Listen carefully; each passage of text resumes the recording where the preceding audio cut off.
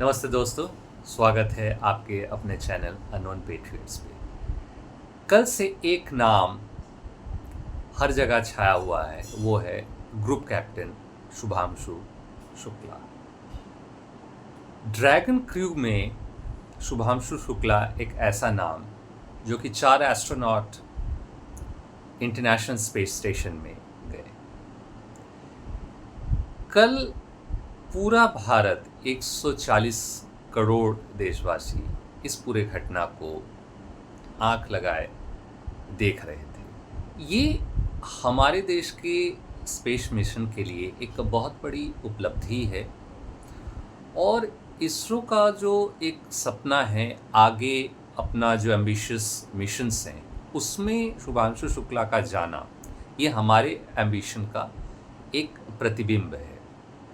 वो तिरंगा का सिंबॉलिक जो एक जेस्चर है, जो हमारे इसरो के और 140 करोड़ लोगों के एम्बिशन को दर्शा रहा है कि $100 बिलियन का जो इसरो जो एक सोच रख रही है कि जो स्पेस इंडस्ट्री है और आने वाले समय में इसरो जो अपना पायदान आगे बढ़ाना चाहती है, तो इसमें ये जो इंटरनेशनल स्पेस स्टेशन पे ग्रुप कैप्टन शुभांशु शुक्ला का जाना, ये एक बहुत मायने रखता है, एक सिंबॉलिकली भी और एक प्रैक्टिकल एंगल से भी, क्योंकि ग्रुप कैप्टन शुभांशु शुक्ला सिर्फ एक्सियोम मिशन 4 के ही मेंबर नहीं हैं, वो हमारे गगनयान के भी मेंबर हैं। तो एक्सियोम 4 के जो मिशन से जो वो सीखेंगे, तो हमारे 2027 में आने वाला जो गगनयान का मिशन है उसमें भी वो बहुत कुछ कंट्रीब्यूट कर पाएंगे। तो हमने देखा है कि इसरो ने जो ये सफ़र चालू किया था, एक बैलगाड़ी पे बैठ के एक रॉकेट लॉन्चर को एक चर्च से उड़ाने से लेके, उसके बाद एक समय आया जो रशियन कोलैबोरेशन के साथ राकेश शर्मा जी 1984 में गए और उसके 41 साल बाद शुभांशु शुक्ला कल वो उड़े। इसमें बात आती है कल्पना चावला, सुनीता विलियम्स का भी, लेकिन वो मूलतः वो अमेरिकन सिटीज़न थे, वो नासा के लिए काम करते थे और इंडिया में रह के इंडियन ग्रुप कैप्टन जो इंडिया को रिप्रेजेंट करता हो, वो 41 साल बाद राकेश शर्मा के बाद, राकेश शर्मा जी भी इंडियन एयरफोर्स में थे और उसके बाद ग्रुप कैप्टन शुभांशु शुक्ला। तो शुभांशु शुक्ला ने एक पूरे जेनरेशन को इंस्पायर करने का, क्योंकि ऐसे जो एस्ट्रोनॉट्स होते हैं तो वो एक स्टार बन जाते हैं, एक पोस्टर बॉय बन जाते हैं, तो इसमें इनका एक बहुत बड़ा रोल है। और उन्होंने एक हिंदी में भी स्पीच दी और उसके बाद वो स्पेस से वो लाइव बच्चों के साथ भी इंटरेक्ट करेंगे। इंटरनेशनल स्पेस स्टेशन वो पहुंच चुके हैं। ये हुई एक बात। अब इसरो बहुत सारे मिशंस और बहुत सारे एक्सपेरिमेंट्स जो हैं वो कंडक्ट करेंगे। लगभग 60 एक्सपेरिमेंट्स हैं, जिसमें इसरो के कुछ स्पेसिफिक एक्सपेरिमेंट्स हैं जो कि माइक्रोग्रेविटी पे वो बायोलॉजिकल सिस्टम्स जो हैं वो प्लांट में डीएनए रिपेयर कैसे हो सकता है, ये तकनीकी बारीकियां हैं, तो उस पर वो कुछ काम करेगी। 3D प्रिंटिंग स्पेस में कैसे हो सकता है, हमारी एक स्पेस की कंपनी है, एक स्टार्टअप है जो ऑलरेडी 3D प्रिंटिंग जो है अग्निकुल, वो 3D प्रिंटिंग पे काम कर रही है। तो 3D प्रिंटिंग स्पेस में कैसे हो सकता है, स्पेस में मैन्युफैक्चरिंग कैसे हो सकती है। जैसे मैंने कहा कि $100 बिलियन का स्पेस का इंडस्ट्री है और 2035 तक ये इंडस्ट्री बढ़ के $1 ट्रिलियन तक पहुंच जाएगी। तो उसका एक सिग्निफिकेंट चंक जो है वो इंडिया को पाना है, इसरो को हासिल करना है, अगर हमें स्पेस में भी सुपर पावर बनना है। तो ये सारे एक्सपेरिमेंट्स इसरो के तरफ से हैं जो इसरो कंडक्ट करेगी, जो पूरी टीम है, पोलिश टीम है, हंगेरियन टीम है, सबके साथ मिलके, और उनके भी अपने कुछ एक्सपेरिमेंट्स हैं। ये तो ही एक्सपेरिमेंट्स और जो भी मिशन है उनकी बात। लेकिन यहाँ एक दोस्तों जो एक बहुत क्रिटिकल बात है जो मैं आपसे करना चाहता हूँ, वो ये है कि जब ये एक्सियम 4 मिशन लॉन्च होने जा रहा था, इसमें 4 बार डिले हुआ है। तो ये डिले का कारण क्या था? डिले का पहला जो 29 मई को ही जो न्यूज़ आई थी कि 29 मई को ही पहला ये लॉन्च होने वाला था, उसे वेदर के कारण डिले किया गया। उसके बाद उसको शेड्यूल कर दिया गया 12 जून को।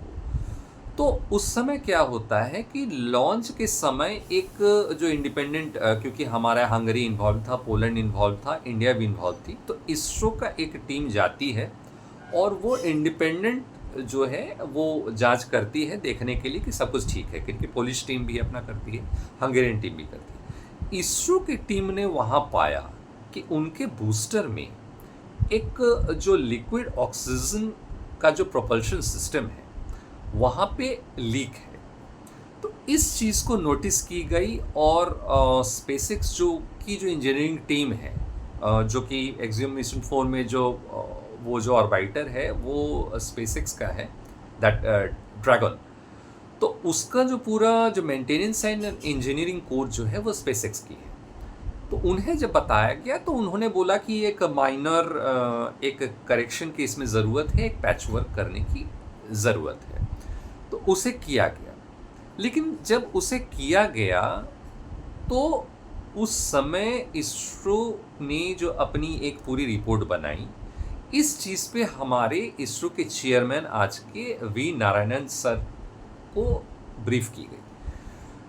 तो जब उन्हें ब्रीफ किया गया तो वो स्टेप इन करते हैं और वो इंसिस्ट करते हैं कि यहाँ सिर्फ पैचवर्क से काम नहीं चलेगा, क्योंकि यहाँ जो बूस्टर में जो लिक्विड ऑक्सीजन है, जो एक क्रायोजेनिक इंजन है जो प्रोपेलेंट का काम करता है, यहाँ पे अगर कोई क्रैक होता है तो वो -183 डिग्री टेम्परेचर में, और उस जब प्रेशर वो लिफ्ट ऑफ होती है तो वो बहुत रैपिडली जो है जिसे बोलते हैं ऑक्सीडाइज कर सकता है, एक प्रेशर फ्लक्स क्रिएट कर सकता है, और एक इवेंचुअली जो है वहाँ एक एक्सप्लोजन भी हो सकती है। इस चीज़ को बहुत वेहेमेंटली नारायणन सर ने यहाँ रखा।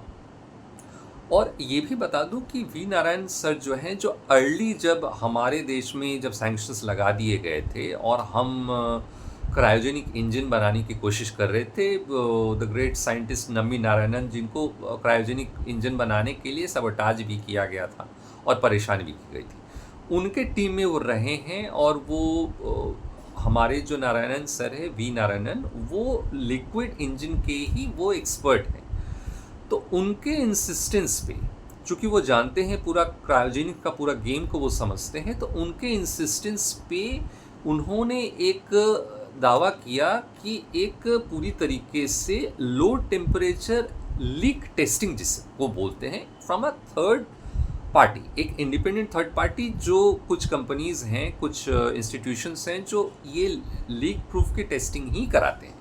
तो स्पेसएक्स ने खुद भी कराई और एक इंडिपेंडेंट बॉडी से भी इसकी एक अलग से करवाई, और पूरे एकदम स्ट्रेस टेस्ट में उसमें पाया गया कि वहाँ पे जेन्युइन आपको लीक्स पाई जा रही हैं। ये सुनने में बहुत छोटा सा लग रहा था, लेकिन ये बहुत ही ज़्यादा डेडली होने वाला था। तो इस चीज़ के लिए इसरो का और वी नारायणन सर का बहुत हमें धन्यवाद देना चाहिए, क्योंकि ये जो स्पेस मिशन में स्पेसएक्स ने भी बाद में रियलाइज़ किया कि जब फर्दर इंक्वायरी हुई और स्ट्रेस टेस्ट हुआ तो पाया गया कि वहाँ पे एक लीक जो है बूस्टर में एक पूरा एक फॉल्ट क्रिएट कर रहा है। तो इस फॉल्ट को जब पाया गया तो, और उस स्ट्रेस टेस्ट सिमुलेशन में ये भी पाया गया कि अगर इसे ठीक ना किया गया तो एक बहुत बड़ा डिज़ास्टर हो सकता था। और इमेजिन कीजिए, ग्रुप कैप्टन शुभांशु शुक्ला और दूसरे भी, और जो 3 एस्ट्रोनॉट थे, तीनों की जान जो है वो जोखिम हो सकती थी। तो इसलिए हमें इसरो को बार बार थैंक्स कहना पड़ेगा, और हंगरी की टीम और पोलैंड की टीम, दोनों ही टीम ने हमारे इसरो की टीम के बात पे सहमति जताई और ये कहा कि इस चीज़ पे हमें पूरे ज़ोरों शोर से हमें इस लीक टेस्टिंग पे काम करना चाहिए और पूरे चीज़ को बदल देनी चाहिए, बूस्टर के पूरे यूनिट को ही बदल देना चाहिए। तो उसके बाद पूरे यूनिट को बदला गया और उसके बाद फिर से जो है लॉन्च ऑलमोस्ट इसरो के ही कहने पे, इस बात का ध्यान रखना पड़ेगा कि इसरो ने ही कहा था कि ऑलमोस्ट डेट जो है वो 25 जून के पहले नहीं होनी चाहिए। तो उसके बाद इसकी डेट को जो है वो 25 जून रखी गई और उसके बाद सक्सेसफुली जो है शुभांशु शुक्ला और दूसरे एस्ट्रोनॉट्स स्पेस पे गए। तो ये थी एक छोटी सी घटना, लेकिन एक बहुत ज़रूरी घटना। तो हम उम्मीद करते हैं कि शुभांशु शुक्ला और उनकी पूरी टीम जो है 14 दिन का जो उनका जर्नी है वो अच्छे से करें और लौटें। तो तब तक इसी तरीके के रोचक चीज़ों पे मैं आगे आनंद रूपम आपसे जुड़ता रहूँगा। उम्मीद करता हूँ कि ये वीडियो आपको अच्छा लगा होगा। तो आप लोग लाइक शेयर एंड सब्सक्राइब कर लीजिएगा। धन्यवाद। जय हिंद, जय भारत।